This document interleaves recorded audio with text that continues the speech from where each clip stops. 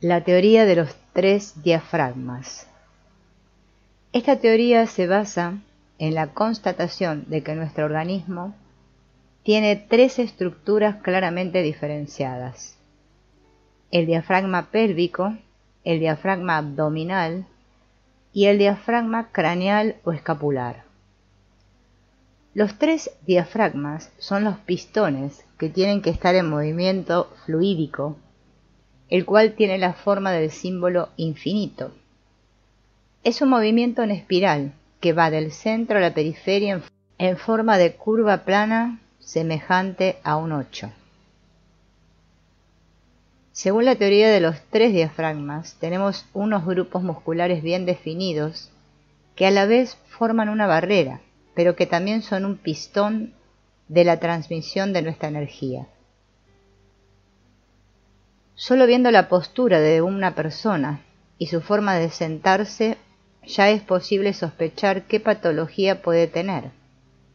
Si además introducimos el movimiento y constatamos una restricción en alguno de los diafragmas, nos orientaremos sobre qué maniobras y recomendaciones pueden ser mejor para este. Encontramos personas con alteraciones del diafragma superior, con una restricción del movimiento en esta zona, traducida en problemas de ansiedad, estrés intelectual, mal humor, autoexigencia excesiva, mentes recurrentes y repetitivas, o con el síndrome de la cuidadora. El síndrome de la cuidadora lo padece aquella mujer que durante muchos años ha cuidado de sus hijos y esposo, y que ahora tiene que hacerlo de sus nietos y padres. No sabe qué le sucede y suele ser una persona con la llamada jiba de bisonte, un bloqueo en la primera vértebra dorsal, relacionada con el ganglio estrellado, el pericardio y la primera costilla.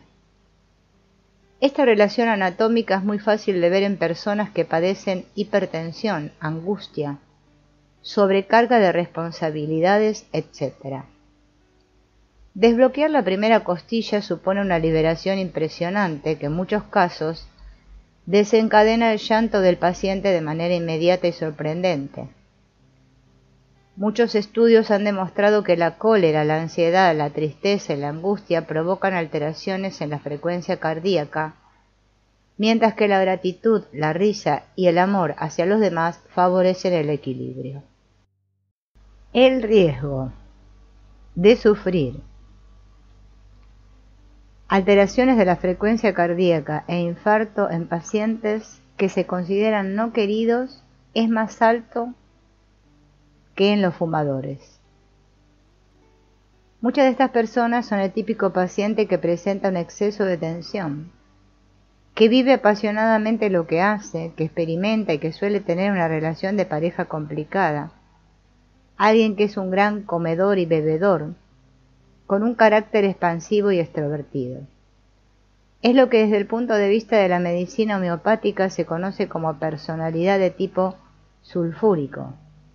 A estos pacientes el desbloqueo de la primera costilla les supone un gran alivio.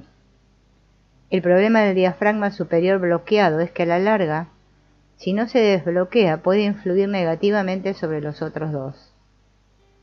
El diafragma abdominal es el que recibe el impacto de las emociones. Muchas veces hemos escuchado la expresión, esta persona es muy visceral, o todos mis nervios van al estómago. Y si la conocemos un poco, veremos que es la típica persona que proyecta todas sus emociones, le cuesta respirar, tiene y padece disfunciones digestivas. El diafragma abdominal incluye las vísceras que se alojan en la cavidad abdominal, el hígado y la vesícula biliar, asociados a la ira, el páncreas, absorbe los por qué, el estómago, la digestión de nuestras experiencias, y los intestinos delgado y grueso asociados a los desafíos de la vida. A pesar de sus distintos orígenes, la medicina ayurvédica y la medicina china coinciden en que parte de la interpretación de este diafragma hablan de la unión entre el intestino y los pulmones mediante un meridiano. Desde su punto de vista existe lo que llaman meridiano, la relación energética entre distintos puntos del cuerpo que todavía no se ha podido demostrar científicamente de acuerdo con los patrones de la medicina occidental, pero cuyos efectos al realizar una punción mediante acupuntura sí son perceptibles. El diafragma abdominal tiene que ver con la ira, con no digerir bien las cosas porque la persona es tímida, callada o introvertida, lo cual la lleva a interiorizar sus emociones. Desde la perspectiva de la medicina oriental, el diafragma pélvico suele asociarse al hecho de tener miedo a afrontar situaciones difíciles de cambio en nuestra vida o nuestro trabajo, miedo a situaciones económicas complicadas y disfuncionales de la sexualidad. Una disfunción sexual, una sexualidad reprimida o no placentera, y falta o exceso de relaciones sexuales se relacionan con problemas en el diafragma pélvico. En el diafragma pélvico se produce una confluencia de las fuerzas que se originan desde el suelo y las que vienen del organismo, no ya desde el punto de vista de las emociones y la sexualidad, sino también de las fuerzas desde el punto de vista biomecánico, puesto que en la zona inferior del cuerpo humano es a donde se concentra el peso que debe repartirse sobre las dos piernas, al tiempo que el impacto de ese peso al caminar, al correr y al saltar repercute sobre la pelvis. Decimos que tiene que haber un buen equilibrio entre los tres diafragmas porque muchas veces se identifican restricciones de movilidad en estos ejes claramente definidos. Por lo tanto, cuando hay restricciones tenemos que tratar de desinhibir la zona, aunque a veces resulte difícil y sobre todo puede resultar inicialmente doloroso. Por ejemplo, porque en el caso del diafragma pélvico, a veces es necesario penetrar en los isquiones y profundizar. En cuanto a la mejoría mental, normalmente hay que hacerla salir, verbalizarla, hacerla consciente, porque el paciente no siempre la identifica. Uno de los problemas relacionados con la disfunción del diafragma pélvico puede ser claramente la dificultad mecánica que impide a una mujer quedarse embarazada. Mujeres con alteraciones estructurales mecánicas no podían quedarse embarazadas, sin embargo al desbloquearlas, se rectificaron la posición de sus articulaciones, huesos, músculos pélvicos y órganos, incluido el útero. El útero está colocado en el centro de la pelvis, donde se encuentra fijado por ligamentos y fascias. Si somos capaces de lograr una recolocación mecánica y miofacial del útero, mejoraremos la función fisiológica. Al desbloquear las tensiones es posible ir más allá y llegar al estado emocional. Muchas veces la angustia o el miedo a no quedarse embarazada genera todavía más bloqueo.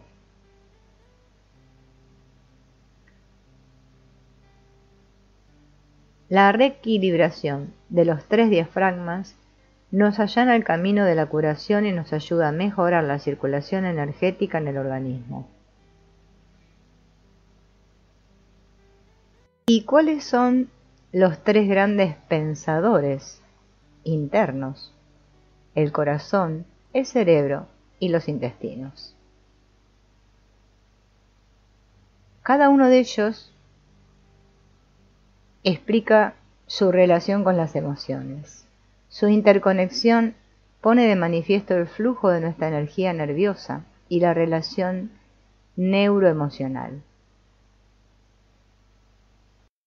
El descontrol sobre nuestras propias reacciones emocionales desencadenará día tras día reacciones negativas sobre nuestro organismo.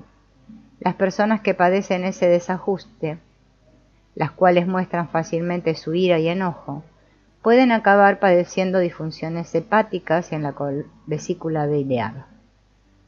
Pero, si recordamos que el organismo es un todo, cualquier enfado, cualquier gestión descontrolada de las emociones, también provocará desajustes en el sistema nervioso así también como en el inmunológico, la famosa bajada de defensas. Es muy común entre los humanos recriminarnos constantemente nuestros errores, menospreciarnos a nosotros mismos y dudar de nuestras capacidades. Tomar conciencia es detenernos a observar nuestros propios pensamientos para poder percatarnos de qué está pasando en nuestra mente durante los momentos de máximo estrés. Pasamos media vida preocupados por lo que probablemente nunca pasará. La cárcel es creer que lo que sabes es todo lo que existe. La libertad es abrirte a las posibilidades infinitas de no saber.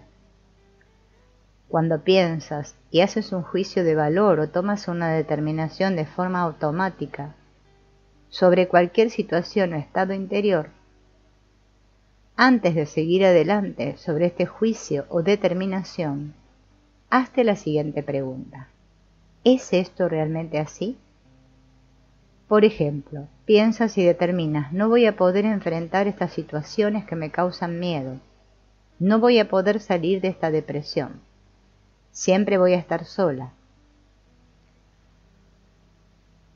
Esta es una lista que puede ser interminable de pensamientos y juicios que tenemos constantemente, a los cuales les creemos y por lo tanto al hacerlo, nos convertimos en esa determinación sin permitirnos la posibilidad de cambiar. Así nos cerramos a las alternativas de que suceda algo diferente. Salir de la cárcel en la cual estoy está en mis manos.